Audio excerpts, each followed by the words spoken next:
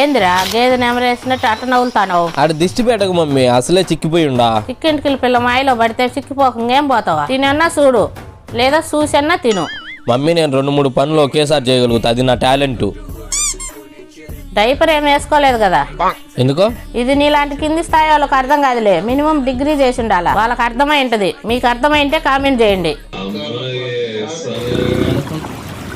దున్నపోతు కుర్తుదా అయినట్టు ఆ సౌండ్ ఏందిరా? మెల్లిగా తాగు, సీరియల్ చూస్తాను కదా.